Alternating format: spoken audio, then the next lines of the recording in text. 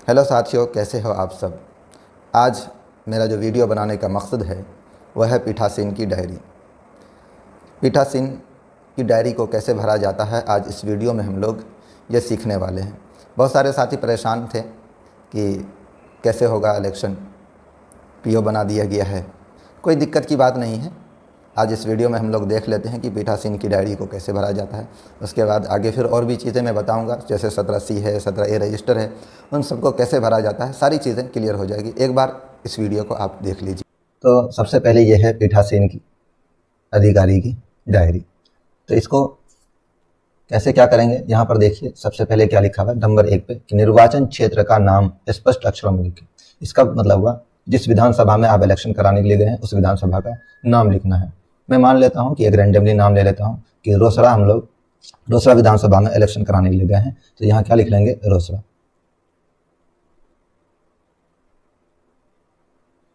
उसके बाद मतदान की तारीख, तो इस बार 2 तारीखों को मतदान है, एक 6 तारीख को और दूसरा 11 को। तो मान लेते हैं कि 6 तारीख को आप मतदान कराने के लिए गए हैं, तो लिखेंगे 6/10/2025। उसके बाद मतदान केंद्र की संख्या एवं नाम, यानी कि जहाँ पर आप मतदान कराने गए हैं उस मतदान केंद्र का नाम क्या है। मान लेते हैं कि उसका संख्या जो है वो है 50 और केंद्र का नाम है उच्च विद्यालय रौथ।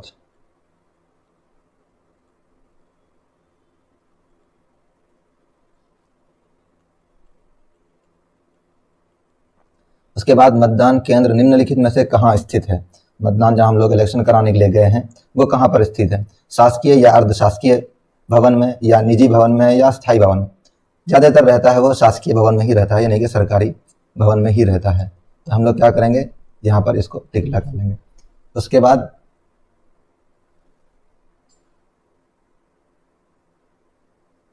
है कि स्थानीय रूप से भर्ती किए गए मतदान अधिकारियों की संख्या यदि कोई हो, यानी कि आप बूथ पर गए, आपके किसी साथी की तबीयत खराब हो गई या नहीं आया, तो वहां पर उस स्थान पर जाकर के अगर कोई मतदान अधिकारी आप लिए हैं सेक्टर मजिस्ट्रेट से बात करके, तो उसको कहते हैं स्थानीय रूप से भर्ती किए गए मतदान अधिकारियों की संख्या। ज़्यादातर ऐसी बातें नहीं होती है, इसलिए यहाँ पर क्या लिख देंगे, नील लिख देंगे। उसके बाद विधिवत नियुक्त मतदान अधिकारी की अनुपस्थिति में नियुक्त मतदान अधिकारी यदि कोई हो, तो ऐसी नियुक्ति के कारण, यानी कि अब वो जो किसी का हमने स्थानीय रूप से भर्ती मतदान अधिकारी को भर्ती किया किसी की अनुपस्थिति के कारण या तबीयत खराब होने के कारण, तो उसकी वजह क्या थी उस कारण को लिखना है। तो जब हमने क्या किया, वहां पर किसी को नियुक्त ही नहीं किया है तो कारण क्या होगा। उसके बाद मतदान मशीन, हमें जो 3 मशीनें मिलती है उन मशीनों में उपयोग में लाई गई कंट्रोल यूनिट की संख्या, यानी CU जो मिलेगा वो आपको कितना, 1 रहता है, तो लिख देंगे 1।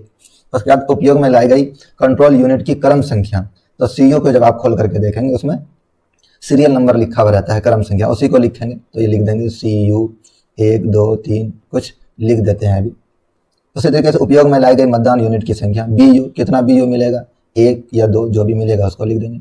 उपयोग में लाई गई मतदान यूनिट की क्रम संख्या, तो BU का क्रम संख्या कितना है, मान लेते हैं कि उसका BU 3 4 5 dot dot dot YZ कुछ भी। उपयोग में लाई गई पेपर सीलों की संख्या, आपको जो पेपर सील मिलता है, ग्रीन पेपर, पिंक पेपर, ये सब पेपर सीलों की संख्या कितनी मिली है, तो मान लेते हैं कि हम लोग पेपर सीलों की संख्या मिली है 1, तो वो लिख देंगे 1। फिर उपयोग में लाई गई सीलों की क्रम संख्या, उपयोग में लाई गई पेपर सीलों की क्रम संख्या, जब 1 मिला है तो मान लेते हैं उसमें क्रम संख्या लिखा रहेगा 1225 या कुछ भी।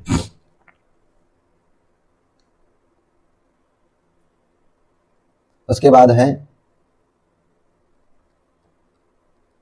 कि पर्दाय किए गए विशेष टैग की संख्या, जो स्पेशल टैग आपको समझाया गया और ट्रेनिंग में विशेष स्पेशल टैग, तो भाई प्रदान किए गए स्पेशल टैग की संख्या, मान लेते हैं स्पेशल टैग आपको मिला है 3, तो लिख देंगे यहाँ पर 3। फिर पर्दाय किए गए विशेष टैग की क्रम संख्या, यानी कि आपको जो स्पेशल टैग मिला उसमें क्रम संख्या लिखा रहता है, तो कहाँ से कहाँ तक, तो मान लेते हैं कि वो मिला 1021 से लेकर के 1023 तक। उसके बाद उपयोग में लाए गए विशेष टैग की संख्या, आपने कितना को उपयोग किया है, तो हमने तीनों को उपयोग कर लिया है, तो 3। अगर आपने 2 का उपयोग किया है तो 2 लिखेंगे। फिर उपयोग में लाए गए विशेष टैग की क्रम संख्या, तो कहाँ से कहाँ तक की संख्या को आपने उपयोग कर लिया, जब तीनों को उपयोग कर लिया है तो लिखेंगे 1021 से लेकर के 1023 तक उपयोग कर लिया है। फिर उपयोग में ना लाए गए वापस किए गए विशेष टैग की क्रम संख्या, हमने तीनों उपयोग कर लिया है तो वापस ही नहीं करेंगे, इसीलिए क्या लिख देंगे यहाँ पर, नील। अब जिन मतदान केंद्रों में वीवीपैट का उपयोग हुआ है उन पर लागू सिस्टम, क्या कि उपयोग किए गए प्रिंटर की संख्या, जो आपको वीवीपैट मिलेगा उसको प्रिंटर भी बोलते हैं, उसकी संख्या कितनी है, तो एक। प्रिंटर का सरल क्रमांक, उसमें वीवीपैट में सरल क्रमांक लिखा हुआ रहेगा तो उसको लिख देंगे VVPAT। इसी तरीके से कुछ संख्या लिखा हुआ रहेगा 1 2 3, जो भी रहेगा उस संख्या को यहाँ पर लिखेंगे। ऐसे अभ्यर्थियों की संख्या जिन्होंने मतदान केंद्र पर मतदान अभिकर्ता नियुक्त किए हैं।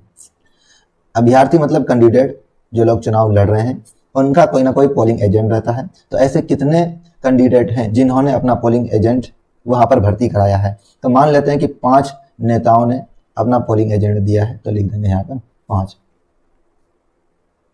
उसके बाद मतदान के प्रारंभ में उपस्थित मतदान अभिकर्ताओं की संख्या कितनी है। जब हम मतदान प्रारंभ करने के लिए गए उस वक्त पोलिंग एजेंट, मतदान अभिकर्ता मतलब पोलिंग एजेंट, तो मान लेते हैं कि शुरुआत में पोलिंग एजेंट थे 5। अभिकर्ताओं की संख्या जो विलंब से आए, कुछ अभिकर्ता जो है बाद में आए थे लेट से, उसको मान लेते हैं कि 2 बाद में आए। तो मतदान के समाप्ति पर उपस्थित मतदान अभिकर्ताओं की संख्या, तो 5 2 7, टोटल कितने, 7 अभिकर्ता थे। मतदान केंद्र पर नियत मतदाताओं की कुल संख्या कितनी है, यानी कि आपको जो नियमावली पर्ची मिलेगी उसमें टोटल वोटर्स कितने हैं आपके बूथ पर, तो मान लेते हैं कि 870 वोटर्स हैं। निर्वाचक नियमावली की चिन्हित प्रति के अनुसार मत देने के लिए अनुज्ञात किए गए निर्वाचकों की संख्या, यानी कि कुल आप जो नामावली चिन्हित पर्ची जो मिलेगी उसके अनुसार कुल कितने लोगों ने वोट डाला, तो टोटल थे 870, तो सभी से वोट नहीं डालेंगे, तो मान लेते हैं 635 लोगों ने वोट किए। ऐसे निर्वाचकों की संख्या जिनकी प्रविष्टि मतदाताओं के रजिस्टर में की गई, यानी 17A रजिस्टर जो रहेगा P2 के पास, तो उसके अनुसार कितने लोगों ने वोट किया, तो वो भी 635 ही रहेगा, दोनों सेम रहेंगे। फिर मतदान मशीन के अनुसार रिकॉर्ड किए गए मतों की संख्या, यानी CU में कितने वोट रिकॉर्ड हुए हैं, तो वो भी क्या रहेगा 635। तीनों सेम रहना चाहिए, आप मिला लेंगे, अगर आगे पीछे रहेगा तो उसको मिला लेना है, ये तीनों सेम होना चाहिए। उसके बाद है मतदाताओं की संख्या जिन्होंने मत न देने का विनिश्चय किया हो, यदि हो तो, यानी कुछ ऐसे भी हो सकते हैं कि जो क्या करेंगे, आएंगे सारी चीज कर लेंगे और बोलेंगे कि वोट हम नहीं देंगे, तो उसके लिए क्या करना है, ऐसे संख्या नहीं के बराबर ही रहेगी, भगवान से मनाइएगा कि ऐसी संख्या ना रहे, तो नील करेंगे इसको। उसके बाद यहाँ पर है प्रथम मतदान अधिकारी के हस्ताक्षर, यानी कि P1 का यहाँ पे हस्ताक्षर कराएंगे, और मतदान अधिकारी के हस्ताक्षर मतदाता पंजी प्रभारी, तो मतदाता पंजी प्रभारी कौन होता है, P2 रहता है, तो यहाँ पर क्या करेंगे, P2 का हस्ताक्षर कराएंगे।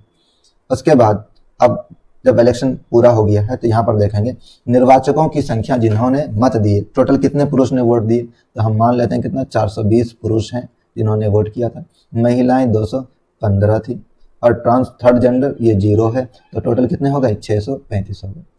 अब यह चैलेंज मत, तो चैलेंज मत जो लोग चैलेंज करते हैं तो ऐसे मत नील ही समझ करके रखिएगा। चैलेंज मत के बारे में आपने ट्रेनिंग में समझ लिया होगा कि चैलेंज मत किसे कहते हैं, चैलेंज वोट किसे कहते हैं। उसके बाद आगे है उन व्यक्तियों की संख्या जिन्होंने निर्वाचन ड्यूटी प्रमाण पत्र प्रस्तुत करके मत दिए। कुछ संख्या ऐसी भी हो सकती है कि जिस विधानसभा में आप हैं उसी विधानसभा में वो भी इलेक्शन करा रहा हो और उसके घर के बगल में ही वो अपना ड्यूटी कर रहा हो, तो वो आएगा कि नहीं हम वोट डालेंगे, तो ऐसे संख्या भी हो सकती है। लेकिन उम्मीद रखिए कि इसमें कि विधानसभा इलेक्शन में ऐसा देखने को मुश्किल ही मिलेगा, नील कर देंगे। लोकसभा में ऐसा देखने को मिल जाता है। विदेशी निर्वाचकों की संख्या जिन्होंने वोट दिए, तो ये भी ना के बराबर ही होगा।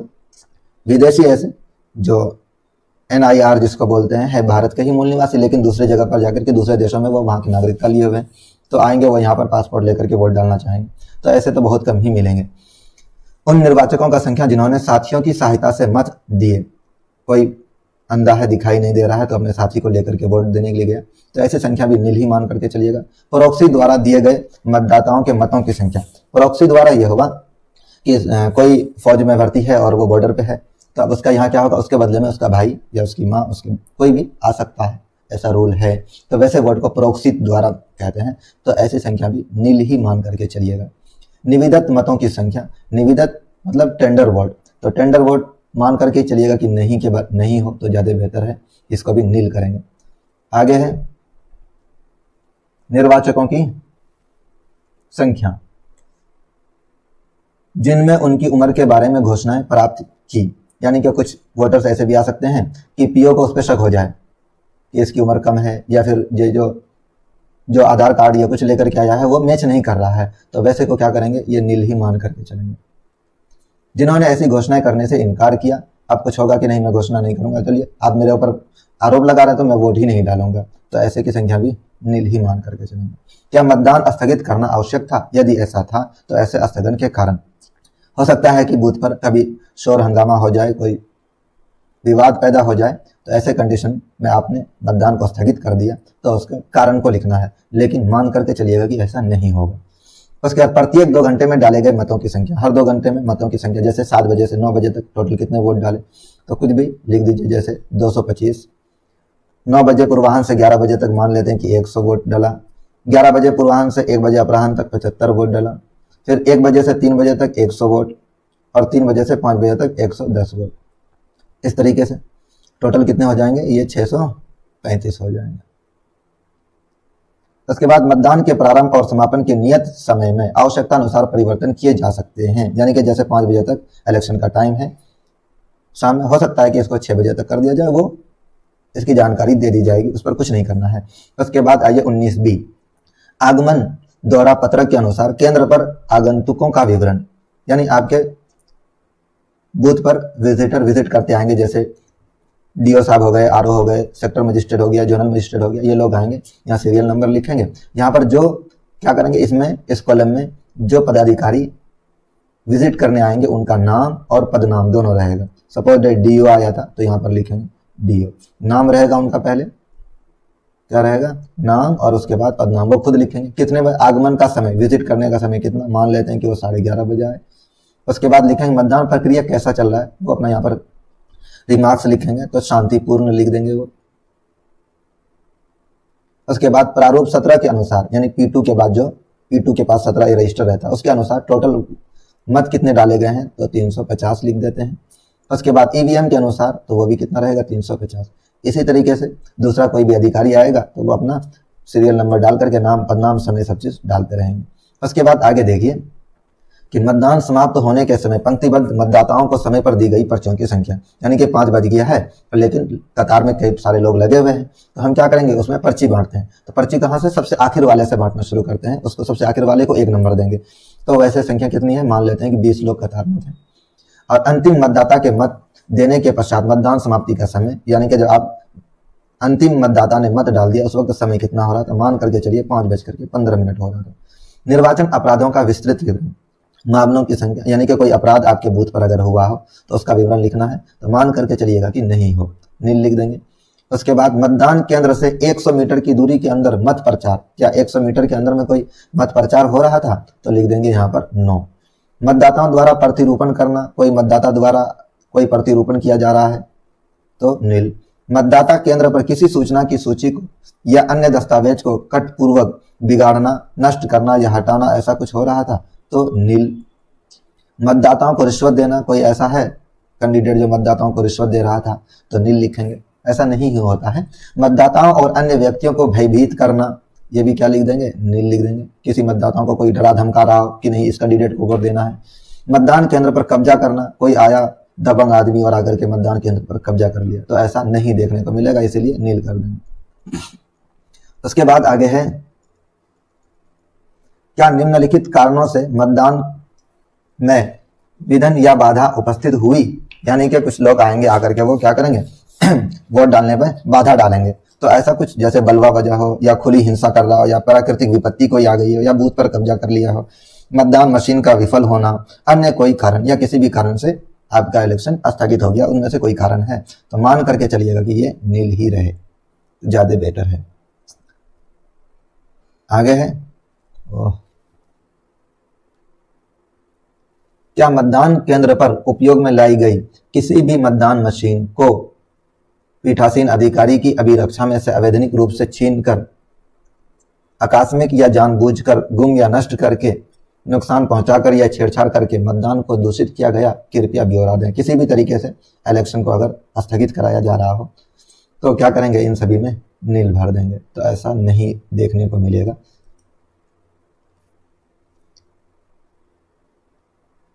उसके बाद अभ्यर्थियों या अभिकर्ताओं द्वारा, अभ्यर्थियों या अभिकर्ताओं द्वारा की गई गंभीर शिकायतें यदि कोई हो, कोई अभ्यर्थी या फिर अभिकर्ता कोई शिकायत किया हो तो उसको नोट करना है। तो कोई शिकायत मान करके चलेंगे, नहीं किया है। विधि तथा व्यवस्था को भंग करने की संबंधी मामलों की कोई संख्या, ऐसा कोई शिकायत कोई कैंडिडेट या फिर पोलिंग एजेंट अगर करेगा तो।